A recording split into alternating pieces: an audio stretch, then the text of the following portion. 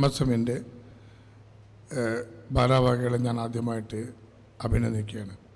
കാരണം കഴിഞ്ഞ 15 വർഷത്തോളമായിട്ട് ഇത്തരത്തിലുള്ള കൂട്ടായ്മ തീർച്ചയായിട്ടും ഈ ഉന്നത വിദ്യാഭ്യാസം നേടുന്ന വിദ്യാർത്ഥികൾക്കിടയിൽ മതബോധമുണ്ടാക്കുവാനും നമ്മുടെ മതം ഇന്ന് ലോകത്തിലെവിടെയും വളരെയധികം ആരോപിക്കപ്പെടുന്ന ഈ അവസ്ഥയിൽ അതിന് പരിഹാരം കാണുവാനും നമ്മുടെ വളർന്നു വരുന്ന യുവ സമൂഹത്തിന് കൂടുതൽ മാതൃക കാണിക്കാൻ വേണ്ടി ഇത്തരത്തിലുള്ള 2-3 ദിവസത്തെ കൂട്ടായ്മ തീർച്ചയായിട്ടും ഫലപ്രദമായിരിക്കുമെന്ന കാര്യത്തിൽ സംശയമില്ല.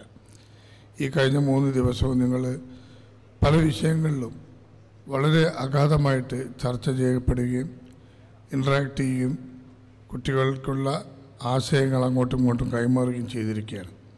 ഇതുകൊണ്ട് തന്നെ നമ്മുടെ സമൂഹത്തിനും സമുദായത്തിനും ലഭിക്കുന്ന ഗുണം വളരെ മെച്ചപ്പെട്ടതായിരിക്കുമെന്നുള്ള കാര്യത്തിൽ സംശയമില്ല. ഇവിടെ പല കാര്യങ്ങളും MM അക്ബർ പോലുള്ള ഉന്നതന്മാരിവിടെ സൂചിപ്പിച്ചു കഴിഞ്ഞു. എനിക്ക് ഈ അവസരത്തിൽ മറ്റൊന്നും പറയാനില്ല. ഉന്നത വിദ്യാഭ്യാസം നേടിയെടുക്കുന്ന നിങ്ങൾ സമൂഹത്തിൻ്റെ പല ഉന്നത സ്ഥാനങ്ങളിലും ഇരിക്കേണ്ടവരാണ്. തീർച്ചയായിട്ടും ഇന്നത്തെ കാലഘട്ടത്തിൽ നമ്മുടെ മതത്തിന് എതിരെ ആഞ്ഞടിക്കുന്ന ദുഷ്പ്രചരണങ്ങൾ, പ്രത്യേകിച്ചിട്ട് തീവ്രവാദം പോലുള്ള പ്രവർത്തനങ്ങളിൽ നിന്ന് മാറി നിന്നുകൊണ്ട് നിങ്ങൾ യുവ സമൂഹത്തിന് കൂടുതൽ മാതൃകാപരമായ കാര്യങ്ങൾ കാഴ്ചവെച്ച് മുന്നോട്ട് പോകണമെന്ന് മാത്രമാണ് എനിക്ക് അവസരത്തിൽ പറയുവാനുള്ളത്. ഞാൻ ഇതിൻ്റെ ഭാരവാഹികളെ ഒരിക്കൽ കൂടി അഭിനന്ദിക്കുകയും മുസ്ലിം സർവീസ് സൊസൈറ്റിയുടെയും JDTയുടെയും എല്ലാവിധ അഭിനന്ദനങ്ങളും അർപ്പിച്ചുകൊണ്ട് ഞാൻ നിർത്തുന്നു. നിങ്ങൾക്ക് നന്ദി. അസ്സലാമു അലൈക്കും. നമ്മുടെ സൈഡ് സെഷനുകളിലുള്ള പരിപാടികളെല്ലാം നിർത്തിവെച്ചിരിക്കുകയാണ്. ഇപ്പോൾ സമാന്തരമായി മറ്റു പരിപാടികളൊന്നും നടക്കുന്നില്ല. നേരത്തെ ഇവിടെ നിന്നുള്ള നിർദ്ദേശം കിട്ടാതെ ചില ആളുകൾ ഇതുവരെ നമ്മൾ ക്യാമ്പിൽ പുലർത്തിപ്പോകുന്ന മര്യാദകൾക്ക് വിരുദ്ധമായി പുറത്ത് ഇറങ്ങുന്നതായി ശ്രദ്ധയിൽപ്പെട്ടിട്ടുണ്ട്. ഇതുവരെ നമ്മൾ പാലിച്ച രീതിയിൽ നിന്ന് വിരുദ്ധമാണത്. പെട്ടെന്ന് തിരിച്ചു വരണം. ഇപ്പോൾ മറ്റു കൗണ്ടറുകളിലും പുറത്തുമുള്ള ആളുകൾ അവർ പെട്ടെന്ന് തിരിച്ചു വരണം. ഇത്തരം അവസരങ്ങൾ ഉപയോഗപ്പെടുത്താൻ നമുക്ക് ഇതിൻ്റെ അവസാന സമയത്ത് ഇടവേള നിശ്ചയിക്കുന്നുണ്ട്. ഇപ്പോൾ സൈബർ ഏരിയയിൽ നിൽക്കുന്ന പ്രതിനിധികൾ അവരുടെ ഇരിപ്പിടങ്ങളിലേക്ക് തന്നെ തിരിച്ചു വരിക. നേരത്തെ പ്രോഗ്രാമിൽ കാണിച്ചതിൽ നിന്ന് മനസ്സിലാക്കിയത് കൊണ്ടാവാം ചില ആളുകൾ വേദി 2ലേക്ക് നീങ്ങിക്കൊണ്ടിരിക്കുന്നത്. ഇപ്പോൾ സമാന്തരമായി മറ്റു വേദികളിൽ മറ്റു പ്രവർത്തനങ്ങളൊന്നും നടക്കുന്നില്ല.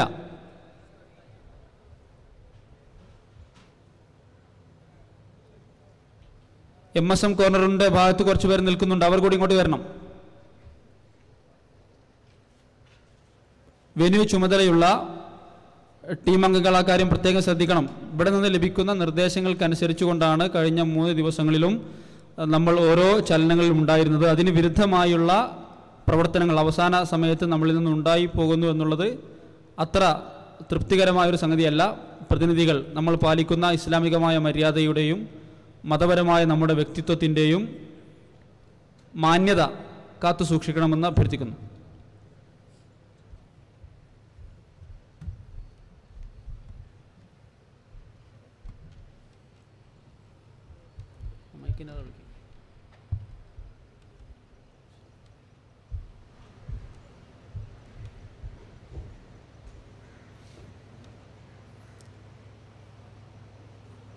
ഇവിടെ നിങ്ങൾക്ക് നൽകപ്പെട്ട വിഷയങ്ങൾ ഓരോന്നും ഒന്നുപോലും നിങ്ങൾക്ക് ആവശ്യമില്ലാത്തതായി ഒരാൾക്ക് പോലും അനുഭവപ്പെട്ടിട്ടില്ല എന്നുള്ളതാണ്.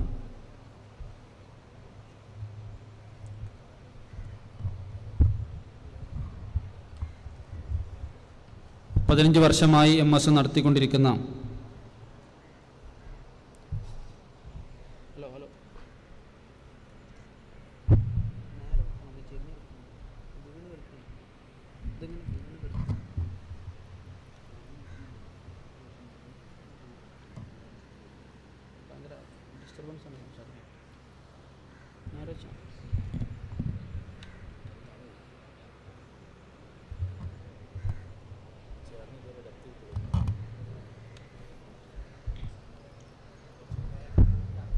നിർദ്ദേശങ്ങൾ പൂർണ്ണമായി നിങ്ങൾ പാലിക്കുന്നു എന്നുള്ളതിൽ സന്തോഷമുണ്ട്.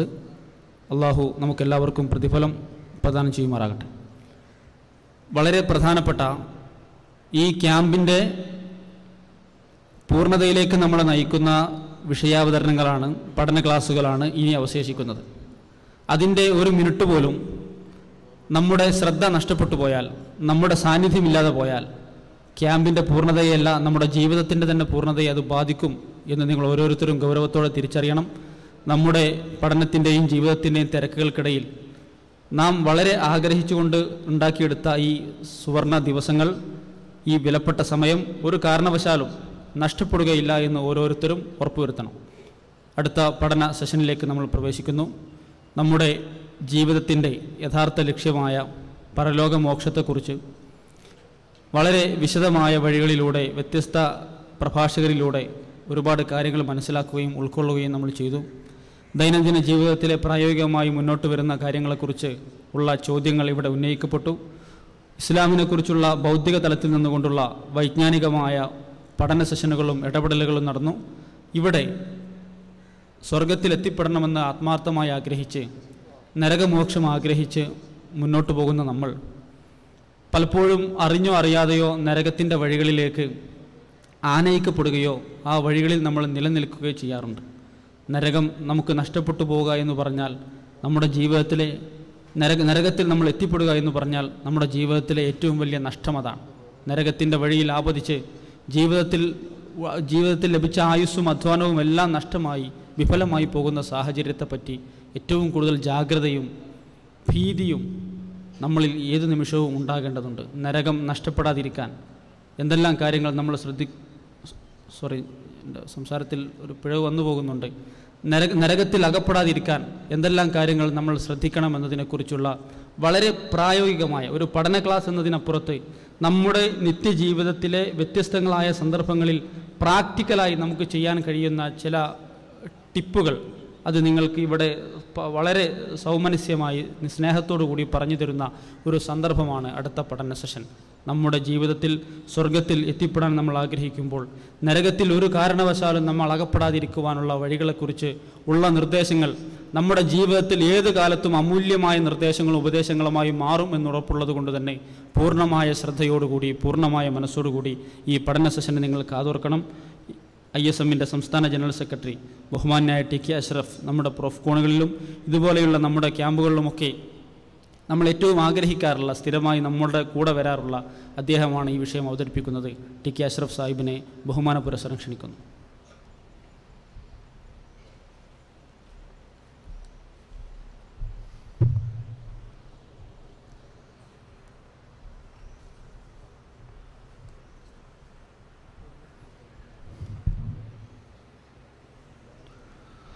അസ്സലാമു അലൈക്കും വറഹ്മത്തുള്ളാഹി.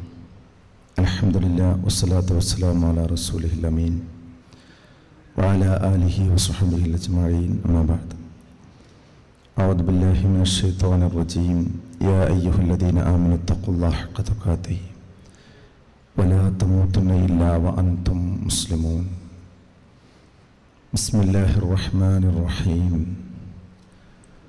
ومن أراد الآخرة وسعى لها سعيها وهو مؤمن فأولئك كان سعيهم مشكورا. ബഹുമാന്യരായ വിദ്യാർത്ഥിനികളെ,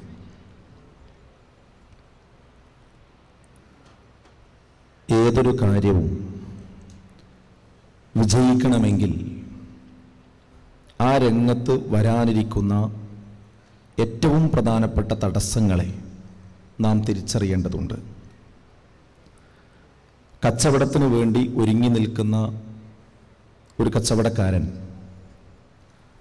തൻ്റെ ബിസിനസ്സിന് നേരെ വരാവുന്ന വെല്ലുവിളികൾ എന്താണെന്ന് മുൻകൂട്ടി കാണാൻ സാധിക്കുമ്പോൾ മാത്രമേ ആ ബിസിനസ്സിൻ്റെ രംഗത്ത് അയാൾക്ക് ശരിയായ വിജയം നേടാൻ സാധിക്കുകയുള്ളൂ.